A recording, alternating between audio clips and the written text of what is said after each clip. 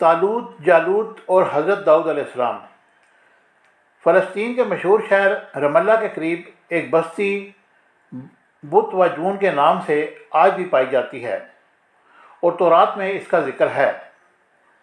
مصر اور فلسطین کے درمیان بحیرہ روم پر آباد ایک علاقے میں جالوت نامی ایک ظالم اور جابر حاکم نے بنی اسرائیل کو مغلوب کر کے ان کی آبادیوں پر قبضہ کر لیا اور ان کے بہت سارے سرداروں اور معزز لوگوں کو گرفتار کر کے اپنے ساتھ لے گیا اور باقیوں پر ظلم و ستم کی انتہا کر دی۔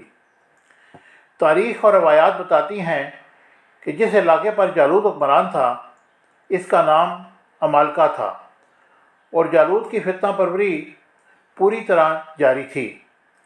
بنی اسرائیل نے حضرت سیموئل سے درخواست کی کہ وہ ان پر کوئی حاکم یا بادشاہ مقرر کر دے جس کی قیادت میں وہ ظالموں کا مقابلہ کر سکیں اور دشمنوں کی لائی ہوئی مصیبتوں کا خاتمہ کر سکیں۔ حضرت سیموئل نے ان کی درخواست منظور کی اور اللہ سے رجوع کیا، پھر طالوت کو بادشاہ مقرر کیا۔ بنی اسرائیل نے جب یہ حکم سنا تو ان کے سردار منہ بنانے لگے اور کہنے لگے کہ طالوت جس طرح ہمارا بادشاہ بن سکتا ہے، بادشاہت کے لائق تو ہم ہیں جو مالدار ہیں، جبکہ طالوت تو غریب اور نادار آدمی ہے۔ دراصل سرداری اور حکومت کا سلسلہ ایک عرصے سے بنی یہود میں چلا آ رہا تھا، جبکہ حضرت سیموئل نے بنیامین سے تعلق رکھنے والے ایک غریب نوجوان کو بنی اسرائیل کا بادشاہ مقرر کر دیا تھا۔ اس لیے بنی اسرائیل کے سردار طالوت کو بادشاہ بنانے پر راضی نہ ہوئے۔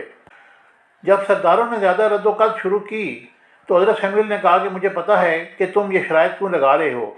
دراصل تم لوگوں نے جذبات میں آ کر جالوت سے جنگ کرنے کی بات کی تھی اور اب جب عمل کرنے کا وقت آیا تو تم لوگ بہانے بنانے لگے۔ مجھے پتہ تھا کہ تمہارا یہ جوش و خروش وقت آنے پر ختم ہو جائے گا۔ انہوں نے فرمایا کہ طالوت ایک صاحب علم اور جسمانی طور پر مضبوط انسان ہے اور حکمرانی کے لیے دولت مند ہونا نہیں بلکہ صاحب علم ہونا ضروری ہے، اور طالوت میں یہ دونوں خوبیاں پائی جاتی ہیں۔ حکمرانی کا معیار مال و دولت نہیں بلکہ تدبر، جرأت اور شجاعت ہے۔ یہ سن کر پھر بھی بنی اسرائیل کے سردار جرأ کرنے لگے تو حضرت سیموئل نے فرمایا کہ حکمرانی و قیادت تمہارے دینے سے نہیں ملتی بلکہ اللہ جس کو چاہتا ہے اپنی زمین کی حکمرانی اس کو دے دیتا ہے، اور بہت وسعت رکھنے والا ہے اور سب کچھ جانتا ہے۔ لیکن بنی اسرائیل کے سرداروں نے کہا کہ اگر طالوت کا بادشاہ بننا من جانب اللہ ہے تو اس کی کوئی نشانی ہمیں دکھائیں۔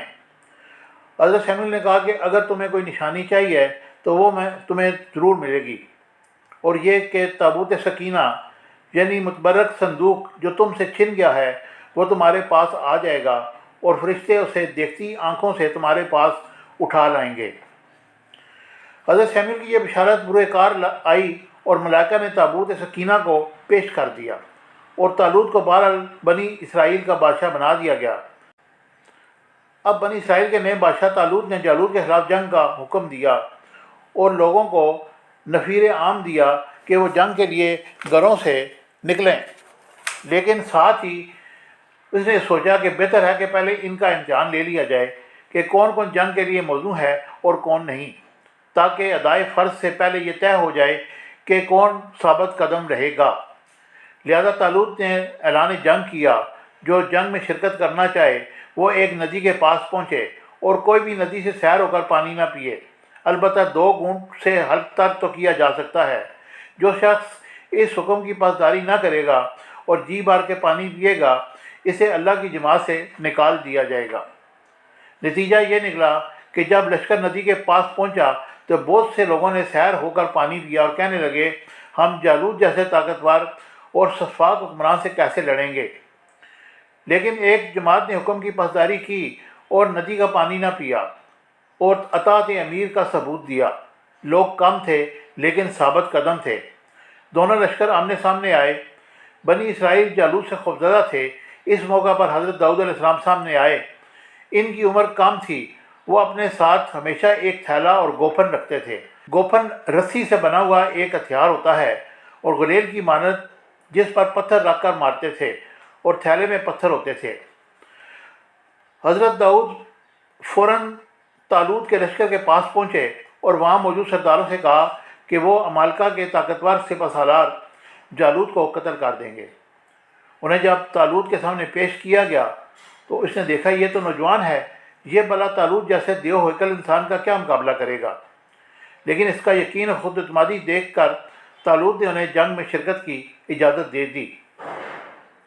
جنگ شروع ہوئی تو حضرت داؤد علیہ السلام نے جالوت کو للکارا۔